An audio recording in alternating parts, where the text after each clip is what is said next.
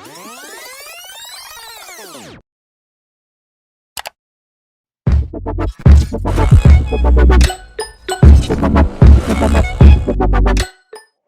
start off with, to kind of understand how you got into music. Of course, I remember our early reality show times. I remember when I was part of the Saptasarangal senior, you were part of the junior. Of course, Yeah. we literally grown up together in that sense. But tell me about your early, like, how did music happen for you, and how did you get into it? Music was it was not something which had to be learned like going to school in my family. Music was already there right from morning, listening to cassettes from M.I.C to Yesudas sir to Bombay Jayashree. It was a way of life in our family, Hmm. and music was something which was always there. And I never saw it like, okay, I could choose to become a musician, I could choose to become a photographer. அந்த மாதிரி இருக்கல. So I was put into training very very young by my parents, and so and then it became, I got used to it.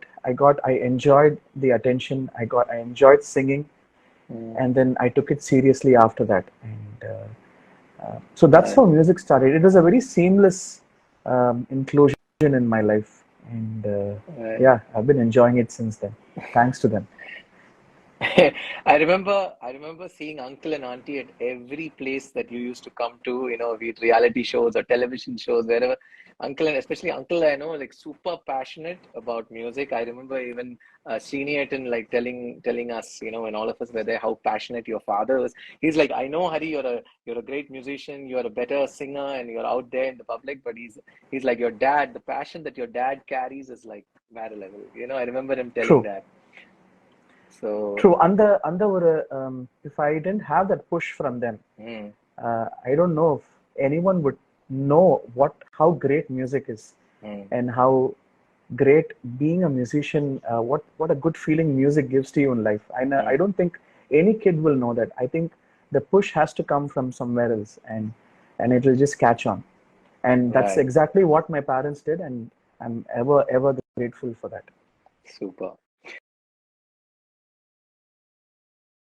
So, Hari, tell me, how important do you think training is? Of course, I understand that you listen to a lot of music, you get exposed to all forms of music, and then, like you said, it's literally like your lifestyle, it's part of your Yeah. lifestyle. But going out there and learning music, how important do you, when you reflect into your own experiences, how important do you think it is? Be whatever the technique, be it Carnatic classical, Western classical, or Hindustani classical, some form of traditional training is definitely helpful, because the framework in every discipline limits of the voice, give in and give out, breathe in and breathe out. It tests the limits of a musician, and I think for a very long career in music, even if you want to sing till you're 80 or 90, I think some form of training is definitely necessary. Mm. But there are people who have come like prodigies, self-taught musicians, but even then, Mm. they seem to take some sort of training Mm. and perfect and be a master of their art. So I Mm. think it's Mm. definitely Mm. important. Lovely. I think there's one thing that we also talk to our learners regularly. We tell them, see, any great teacher can come out there and teach you, but ultimately you are your best judge, because at the end of the day, you're the one who's absorbing what they're telling you. Like, even when you mentioned self-taught, I think they don't have one particular school or a particular discipline that they're following, but that doesn't mean that they're observing more. I mean, they're out there listening to a lot of people, taking pointers from different people, applying it in their lives, practicing them, and at the end of the day, that is what really counts. I know you have had proper formal classical Carnatic training, and you have learned from some of the finest teachers in the space, and that means you are following that particular discipline. Narata, உனக்கென இருப்பேன், உயிரையும் கொடுப்பேன், உன்னை நான் பிரிந்தால் உனக்கு முன் இறப்பேன் கண்மணியே கண்மணியே வழித்துணை நான் இருக்க வழித்துணை நான் இருக்க. Wow. Thanks so much. I remember this song, listening to it. I think it was also your introduction song. I think the very first playback song that I think the world heard and kind of identified you. Is it your very first song ever, or is it the first one that released? No, it was my first ever recording. But I recorded 2 other songs for this movie. This might have been my second recording, but this was the highlight of that movie and brought me a lot of recognition. So lovely. Your expertise in like live singing as well, because I've seen it, I've been a witness to it, I've enjoyed it. I've had the opportunity to sing with you. Like we've done so many concerts together, and your precision, being on that stage in front of so many people, you are still able to do it, execute all the beautiful aspects of the song with such precision. So tell me about your live concerts. Like, do you still feel nervous? Do you ever still step on the stage and feel the jitters anymore? I'm sure you've had this question in every interview before. Sir, what do you like? Do you like to sing live, or do you like to sing studio?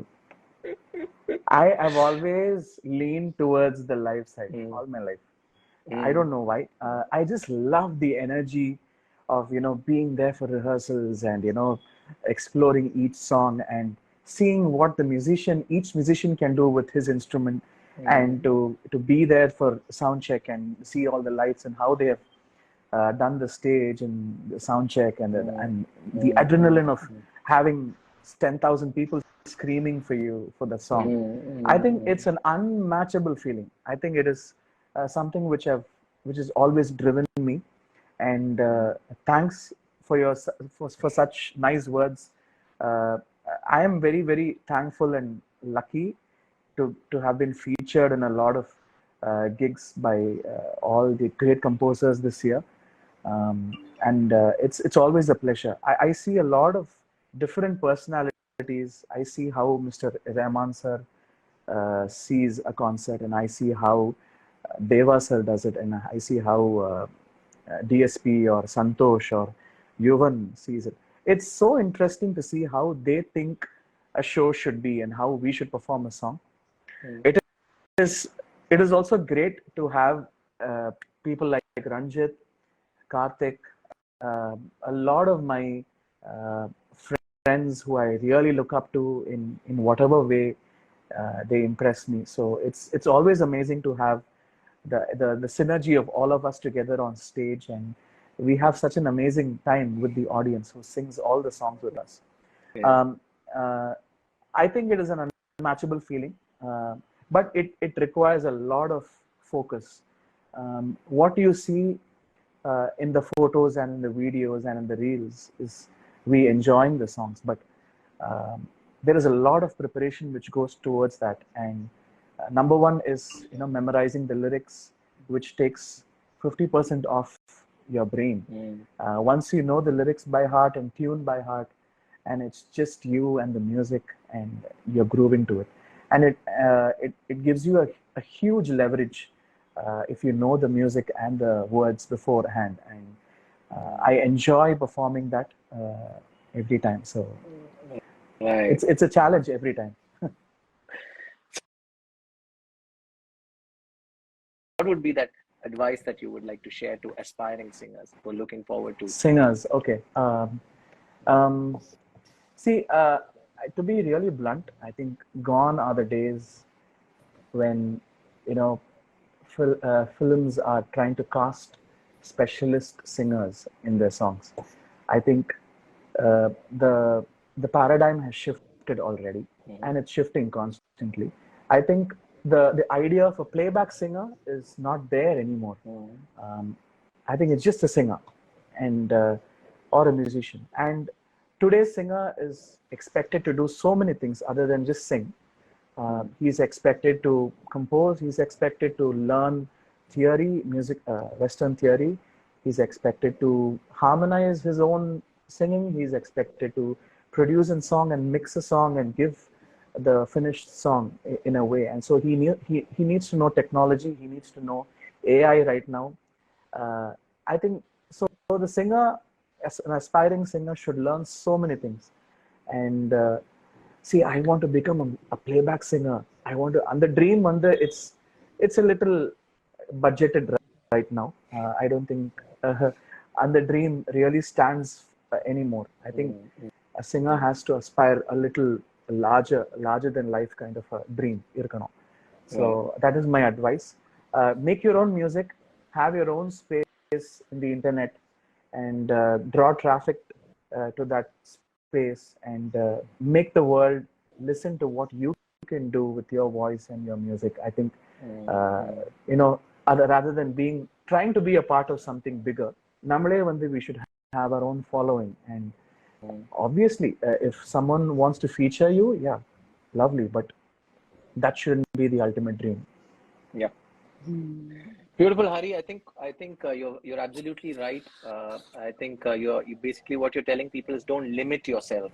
Don't just tell yourself that you're going to be a playback singer. You don't know. Like, get into the space, learn everything, get your hands into everything that you can get, and then explore and explode. I think today I can definitely say that, probably you and I also had our own perceptions of what a playback singer could be, but it is evolving. Like today, I can see you collaborating with so many independent artists. I can see you doing your own things. Like, so we're all evolving. We're literally flowing, like water into the different vessels that life is bringing onto our tables, right? So that's a beautiful. Ranjith, do you feel? But I sometimes have a weird feeling that I feel so old. No, right? When we started, there were cassettes. Yeah. And then there were CDs, and then USB, and then now streaming. I don't know. Tomorrow AI could be playing your voice. Yeah. I feel that Ranjith and I have traveled through so many technologies in our. Yeah.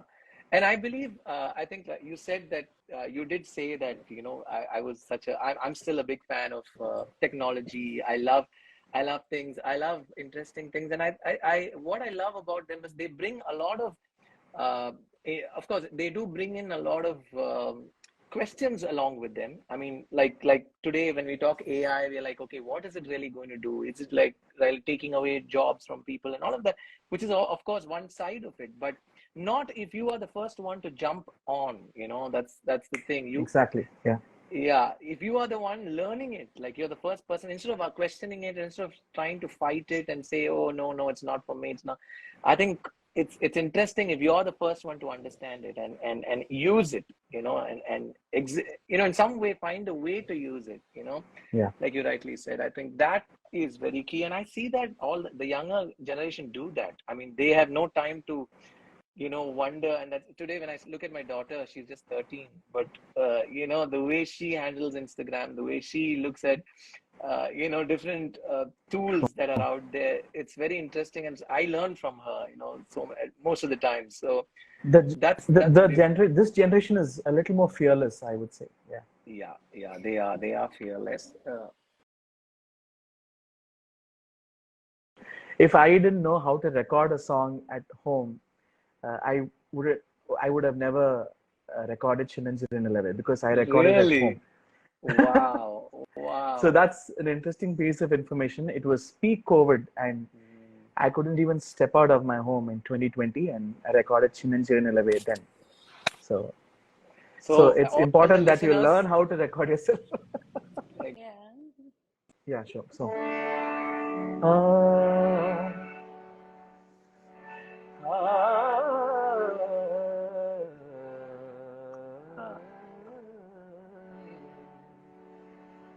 சின்னஞ்சிறு நிலவே என்னை விட்டு ஏனடி நீ இணையோ ஒரு கொள்ளை புயல் அடித்தால் சகியே செஞ்சுட தாங்கிடுமோ ரத்தம் மடிந்ததடி அன்னமே ரத்தமும் ஓய்ந்ததடி ஒரு கொற்றமும் வீழ்ந்ததடி சகியே யாதினி கோழானே யாங்குனை தேடுவனோ அன்னமே ஏதினி செய்குவனோ பூங்குழானதடி அன்னமே தீங்கிருள் சூழ்ந்ததடி.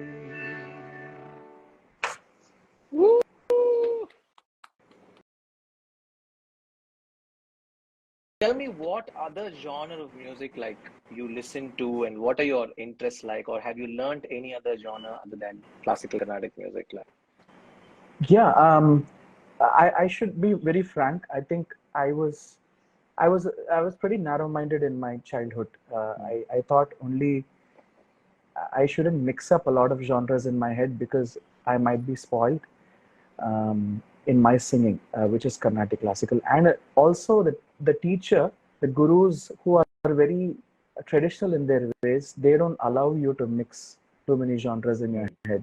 But I had a very broad-minded guru, and he allowed me to think in a different way. I started listening to. I went through the typical what a school boy would do, what a college boy would listen to. I went into a lot of film and pop in my school days. I went into a lot of rock and metal in my college, and then my friends who I used to hang out and discuss, they put me on to different genres in world music like Santosh, Pradeep, RR, who's now Sean Roldan. They were very, very different in their jukeboxes, and what their iPods and their cassettes had was completely different from what I used to listen to, and that totally exposed me to a lot of genres like smooth jazz, a lot of world pop, a lot of UK underground music, a lot of lounge music, a lot of interesting music. But I think it is a travel of a lot of things, and ultimately you stick on to a section of a group of genres which suits your voice and which interests you. So I have been through a lot. I still am discovering new music. Even if you remember you and me, we were listening to something which Premji was showing to us after Yuvan's show. He said that is the in thing right now in the UK music scene. Like the drill. He was showing us, introducing us to that drill pattern, which is very happening. Beautiful, Hari. And I think it's so evident, like your musical influences, because when you were naming so many different genres, it's so beautiful, because today in film music, you're one of those people who have experimented so many different genres. You've sung an Arabic style when you do an Arabunade, like different genres, and it's so beautiful to listen to you in all these different genres. And I think, like you rightly said, it's that exposure that you're open to first in the mind, and then your ears, you listen to all the different styles. And I think you find a way to incorporate and probably bring that into your singing, right? And that's what you do so beautifully. And I think that's the reason why you have such a wide range of genres, that especially film music today, I think it's all about that, right? We can't stick to one particular thing, and it's never been like that. And of course, even the legends like SPB sir and Yeshudas sir and all, they've experimented so many genres. But even today, like you said, the newer genres that are coming in, it's so beautiful to kind of experiment with them. Like it's so close to us with social media. We know what's popping up in African pop, and we hear all of them in the reels, and we hear this and we're like, what the hell is this sound? Is this so amazing? I should Google this and listen more of this. So we are very close. The world has become so small for us. You spoke so beautifully about vocal abuse, and one of the things that we also notice in our experience with our learners is a lot of people have this very strong idea that they have to sound exactly like their favorite singer. Of course, the desire is great. We all have those desires. We've had them, and it's impossible not to have that, especially when you're listening to an SPB sir or Neshida sir. Yeah. It's amazing, but yes, but when that over obsession and you sometimes, like you rightly said, the range is not, your vocal structure is not such that you can attempt those ranges, and constantly trying to do that kind of damages your voice. And so we in fact emphasize a lot on being original, being, like you rightly said, identifying your parameter, like your limitations in terms of range and your vocal structure and your tonality and all that. So how does this music influence? Do you practice? Do you actively approach it with a learning mindset before you incorporate? Like, how do you go about these influences? Like, how do you bring it into your practice and your profession? I'm not a person who can do a lot of rock or heavy metal. I can't. I might even damage my voice, or I can't do someone's different in their pitch range. So someone who can sing really low notes, I might not be able to do. So it is very important that a singer or a musician chooses according to his voice and his uh, whatever appeals to him, and practice in that. I don't think you should abuse your voice too much with the genres which is not out of your range. I see a lot of kids doing that nowadays, and I often tell them that if you want your voice to sound good even when you're old, I think you shouldn't abuse it too much. But if I listen to a genre which interests me, I try to see what the singer is doing with his voice. I love to listen to it in headphones, and I see how he records his voice, a lot of layers on top, and how he harmonizes it, and how he pronounces the words, how they pronounce the vowels, how they keep their mouth open or soft, closed, a little closed when they sing. There are so many parameters you can listen to when you listen to a singer sing. So. So I was curious to know, like you've worked with so many composers, like all the best names in the industry, and you've worked on so many collaborations as well. Like, what is something that is close to your heart in terms of learning or in terms of growth? Like, what is something that has really impacted your journey as an artist? Um, it is, how should I say it? Maintaining your originality with whatever you do. I think, um, and professionalism is something which I've also learned, because everyone is, if you take a show, there are so many moving parts in it, and it is not just about the singers and their demands, and how we portray ourselves, and it is just so many people working towards a great event, and they all try to work towards the ultimate winner, which is the music. And I think uh, complete surrendering to the music around you, whatever the music be. It could be Raja Sir's concert, uh, or it where you just have to do what he has asked you to do. I think there are a lot of dynamics in different dynamics in every school of music, in film music. Raja Sir concert la, you just do what he has meant you to do. Rahman concert la வந்து there is a lot of um, freedom for you to show what your voice can do, and the love for the music itself. So in the Mari Pata, every composer's show or any show, be it my solo show, or it has a separate dynamic to it. And I think the singer has to fit into it every time. And I think on the music, it's the ultimate winner. If we do a sincere job, I think there's nothing else which can be done. I think that's the perfect surrendering to music. Yes, Okay. So Ranjit, go for Ranjit has a it. big challenge, Hari, with remembering lyrics. So I'm sure he's wondering which one to go for. I think Hari knows You that know, best. he's like the gadget guru amongst all of us. He was the first person to have discovered Apple amongst us, Yeah, and I think I should have just. he used to bring all those gadgets for lyrics. செம்மையா இருக்கும். Whenever he's on stage, he'll be like so nice, taking out his iPad Pro and showing us all the lyrics. Yeah, I Hari, think just. when he comes for a meeting with any of us, earlier it started off with him bringing a sling, and then he started coming with a sling and like a massive school bag, like how Dora goes on explorations. Anything Dora needs will be there in the bag. So Ranjit has like a massive school bag, and then like recently he's upgraded like one step further. He comes with a sling, a massive school bag, and now he brings the whole suitcase. He's like, I don't know when I would feel really inspired to sing or like make some music. So now he's like a traveling musician from Ananagar to T Nagar, Ananagar to Alvapet. Okay, Ranjit, you're going to sing Uh, something. yeah, okay. Let's do. Let me do a.